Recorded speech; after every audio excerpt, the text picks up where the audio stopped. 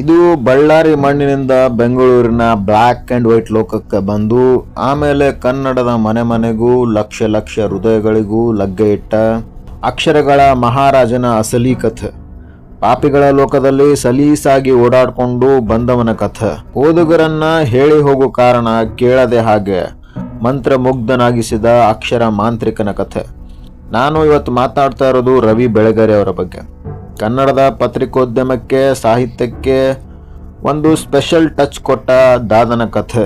ಬನ್ನಿ ಇವತ್ತು ಅವರ ಆ ಜರ್ನಿ ಹೇಗಿತ್ತು, ಆ ವೈರಾಗ್ಯ, ಆ ಆಡಿಷನ್, ಸಕ್ಸಸ್ ಎಲ್ಲವನ್ನು ಕ್ಯಾಪ್ಸೂಲ್ ರೀತಿಯಲ್ಲಿ ನಿಮ್ಮ ಮುಂದೆ ಇಡ್ತೀನಿ. ಯಾಕ್ರಿ, ಒಬ್ಬ ಮನುಷ್ಯ ಅಂದಮೇಲೆ ಅವನ ಹಿಂದೆ ಒಂದು ಹಿಸ್ಟ್ರಿ ಇರಬೇಕು. ಆ ಹಿಸ್ಟ್ರಿ ರೋಚಕವಾಗಿರಬೇಕು. ಬಳ್ಳಾರಿಯ ಸತ್ಯನಾರಾಯಣ ಪೇಟೆಯ ಸಾಮಾನ್ಯ ಹುಡುಗ ಇತಿಹಾಸದ ಉಪನ್ಯಾಸಕನಾಗಿ ತನ್ನ ಜರ್ನಿ ಶುರು ಮಾಡ್ತಾನೆ. ಆದರೆ ಅವನಿಗೆ ಗೊತ್ತಿತ್ತು ಪ್ಯಾಷನ್ ಅಂದರೆ ಬರೀ ಕ್ಲಾಸ್ ರೂಮ್ ಗೋಡೆಗಳ ನಡುವೆ ಇರೋದಿಲ್ಲ ಅಂತ. ಅಲ್ಲಿಂದ ಹೊರಗೆ ಬಂದವನು ಸಂಯುಕ್ತ ಕರ್ನಾಟಕ, ಕರ್ಮವೀರ ಅಂತೆಲ್ಲ ಸುತ್ತಾಡ್ತಾ ತನ್ನದೇ ದಾರಿ ಕಂಡುಕೊಂಡ.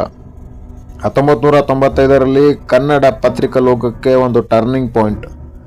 ಹಾಯ್ ಬೆಂಗಳೂರು ಶುರುವಾಗುತ್ತೆ.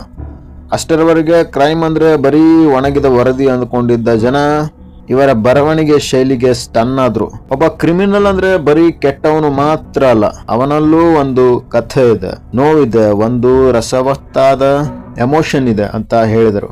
ಅವರ ಶೈಲಿ ಹಾಗಿತ್ತು. ತಲೆಗೆ ಇಳಿಯೋದು ಕಮ್ಮಿ, ನೇರವಾಗಿ ಎದೆಗೆ. ಒಂದೊಂದು ವಾಕ್ಯವು ಚಾಕು ಇದ್ದ ಹಾಗೆ. ಓದಿದ ಮೇಲೆ ನಿಮಗೆ ಒಂದು ಕ್ಷಣ ಕನ್ಫ್ಯೂಸ್ ಆಗುತ್ತೆ.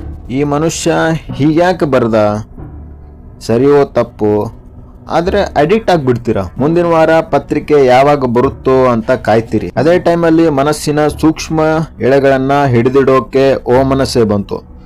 ಪ್ರೀತಿ, ಪ್ರೇಮ, ವಿರಹ, ವಿಫಲ, ಸಂಬಂಧಗಳ ಬಗ್ಗೆ ಯುವಜನಾಂಗಕ್ಕೆ ಪಾಠ ಮಾಡಿದ್ರು. ಬಾಟಮ್ ಐಟಮ್, ಲವಲವಿಕೆ ಅಂತೆಲ್ಲ ಅಂಕಣ ಬರೆದ್ರು. ಯಾರೋ ಒಬ್ಬ ಆಪ್ತ ಮಿತ್ರ ತನ್ನ ಕಷ್ಟ ಕೇಳಿ ಸಮಾಧಾನ ಹೇಳಿದಾಗ ಸಮಾಧಾನ ಹೇಳ್ತಿದ್ದಾನೆ ಅಂತ ಅನಿಸೋ ಹಾಗೆ ಬರೆದ್ರು. ಅವರ ಬದುಕು ಅಷ್ಟು ಕಾಂಟ್ರವರ್ಷಿಯಲ್ ಆಗಿತ್ತು. ಆ ಕಾಂಟ್ರವರ್ಸಿಯನ್ನ ಅವರು ಅಷ್ಟೇ ನೇರವಾಗಿ ಎದೆ ಮುಟ್ಟುವಂತೆ ಬರೆದ್ರು. ಯಾಕ್ರಿ, ಅವ್ರ ಹಾಗೆ ಯಾರು ಬದುಕಲು ಸಾಧ್ಯ, ಯಾರು ಬರೆಯಲು ಸಾಧ್ಯ? ಅವರು ಬರೀ ಬರಹಗಾರ ಆಗಿರಲಿಲ್ಲ. ಕ್ರೈಮ್ ಡೈರಿ, ಎಂದು ಮರೆಯದ ಹಾಡು, ಟಿವಿ ಶೋಗಳ ನಿರೂಪಕನಾಗಿ ಕೋಟ್ಯಾಂತರ ಕನ್ನಡಿಗರ ಧ್ವನಿಯಾದರು. ಕಥೆ, ಕಾದಂಬರಿ, ಸಿನಿಮಾ, ಹಾಯ್ ಬೆಂಗಳೂರು, ಆಫೀಸ್, ಪ್ರಾರ್ಥನಾ ಶಾಲೆ, ಎಷ್ಟು ಆಯಾಮಗಳು. ಒಂದು ಲೈಫಲ್ಲಿ ಇಷ್ಟೆಲ್ಲ ಬದುಕೋಕೆ ಸಾಧ್ಯನಾ ಅಂದರೆ ಹೌದು ಅಂತ ತೋರಿಸಿದ. ಅವರದೇ ಆದ ಸೀಕ್ರೆಟ್ ಲ್ಯಾಂಗ್ವೇಜ್ ಇತ್ತು. ಅದೇ ರವಿ ಬೆಳಗೆರೆ ಸ್ಟೈಲ್.